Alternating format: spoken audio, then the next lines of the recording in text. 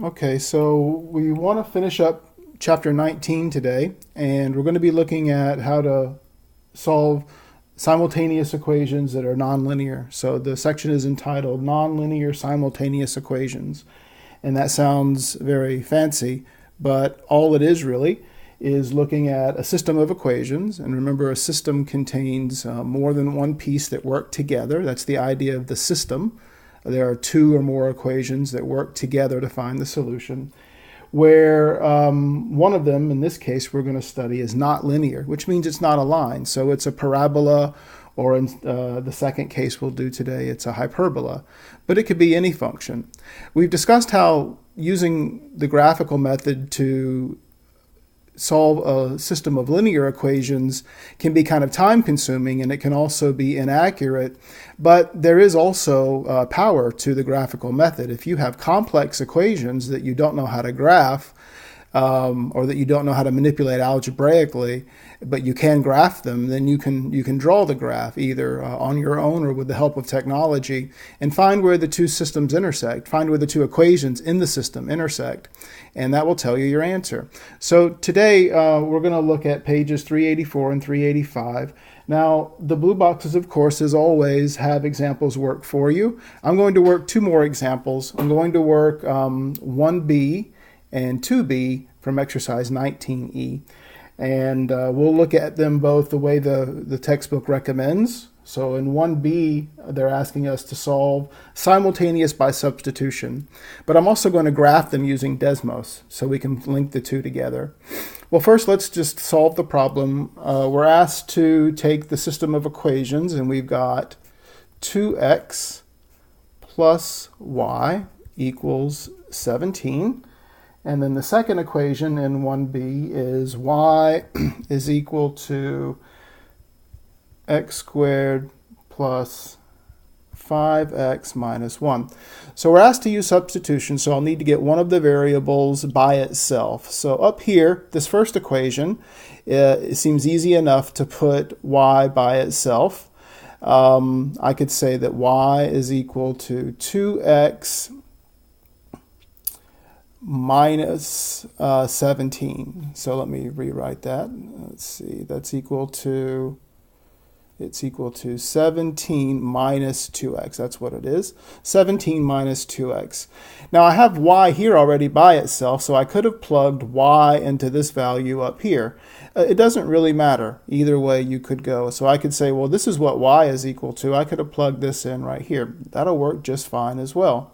But I've chosen this route, so let me stick with it. So now I just come over here and I say, well, if this is what y is from a rearrangement of this equation, I want to take this y and plug it in right here.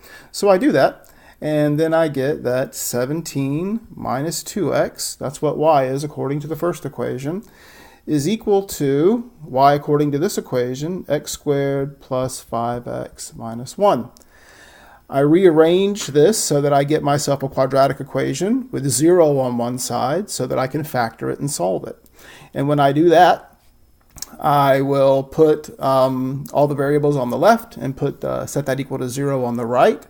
So let me take these variables over here and put them over here. So I'll get x squared, and just rewriting this. I've got 7x now, adding 2x to both sides. And then I need to subtract 17 from both sides, so that'll leave negative 18, and that'll be equal to 0.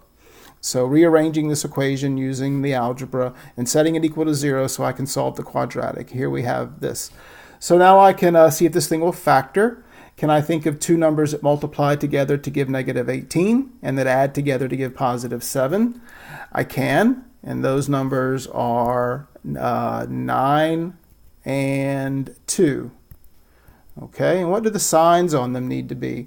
Well, I want the 7 to be a positive 7, so that 9 is going to be positive, and then the product needs to be negative 18, so this is a negative 2, and we can check back and see that this gives us what we need. We got 9x minus 2x is 7x, that's good, and 9 times negative 2 is negative 18. So that means the solutions are, for here, negative 9 makes this equal to 0. And then positive 2 makes this equal to 0. But now remember, this is not x and y, right? These are two different x's. These are both x's. So I want to find points. So now I need to find the y that goes with this point -9. Well, I need to plug it back in to either equation will do. And that's important to remember. Either equation will give me the same y value. Because remember, this is the point where those two functions meet. These two lines meet. That means they share the point. That means that x and y are the same for both equations for this particular point, for these 2 points actually. So I could plug -9 into either one of my original equations up here. This is a lot easier. So if I plug -9 in up here, I'm going to get 17 minus 2 times -9. So right, this up here will give me 17, if I plug in my -9, minus 2 times -9. Well, that's going to be equal to, 35. This is 18, -18 minus -18. 17 plus 18 is equal to 35. And then I do the same thing. I plug in a 2, and I get 17 minus 2 times positive 2.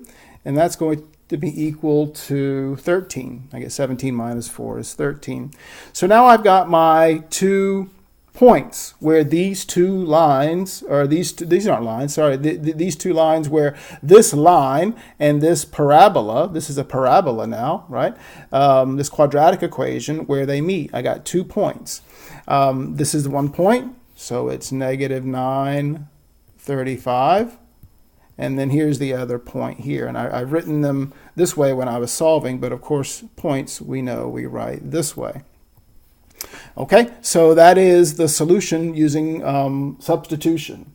And let's also look at this graphically. So I've set that up already, and that is here. So first of all, this purple line I have graphed, and it is the graph of 2x plus y. So I've got that there.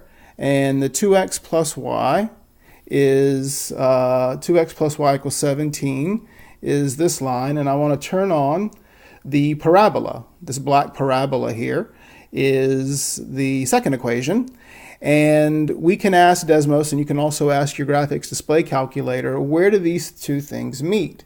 And if we do, we should be able to give it if we put a point right here, Desmos will tell us that, well, this point right here where they meet is 213, which is one of my solutions. And then this point over here where they meet is -935. So technology doing the graph was able to do that for me. I could have graphed it myself, and I might have gotten close, but I probably wouldn't have been able to draw a graph of this scale and gotten my answer precisely. So there is our line meeting our parabola. Let's do another one, and now we will look at exercise 2b, 19E 2b. So that one is 2 equations. Again, we have a line, so this is number 2b from the same exercise.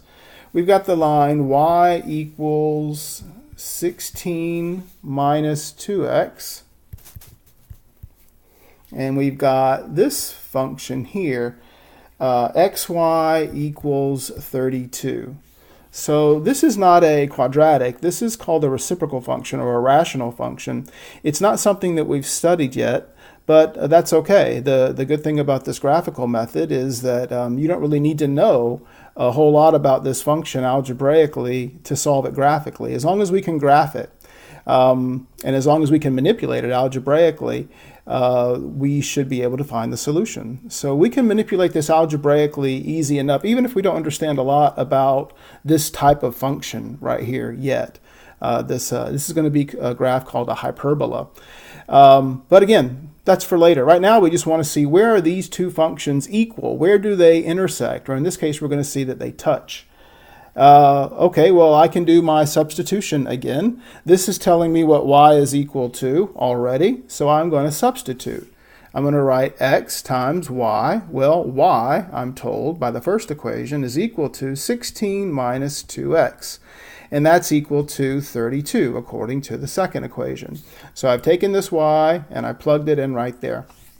I do the algebra and get 16x minus 2x squared is equal to 32.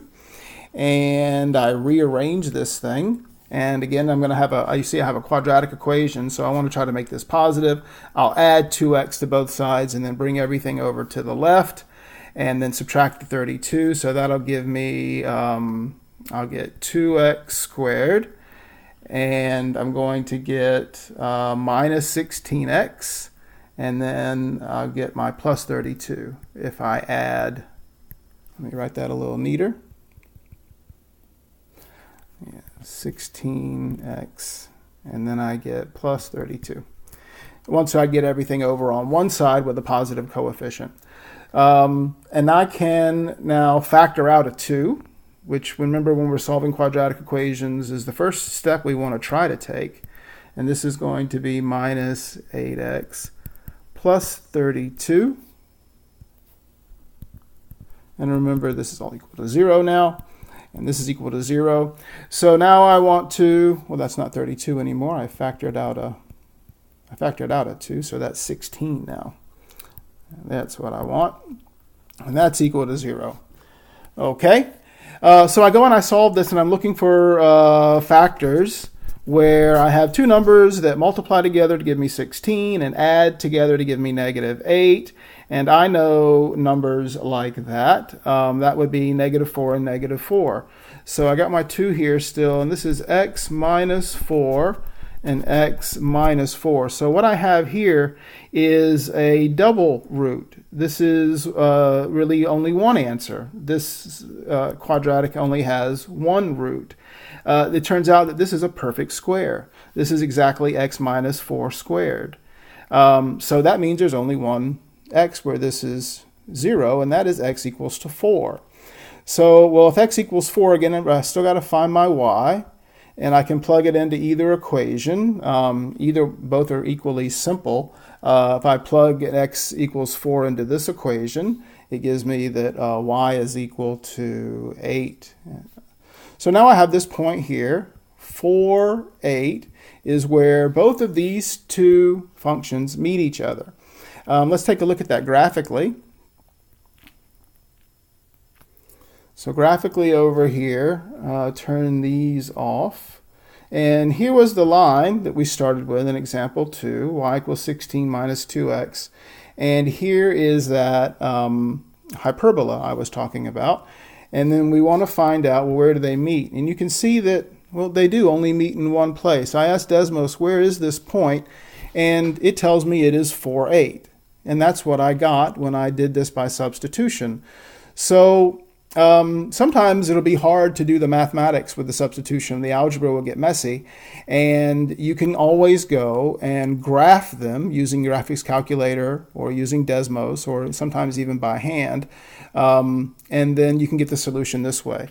So this is very powerful, and it can actually be quicker sometimes when you have the technology at your disposal, when you're allowed to use a graphics calculator and you're good at using them. Sometimes solving a system of complex equations, a complex system of equations can be accomplished quicker by just plugging in the graphs and finding out where the points meet.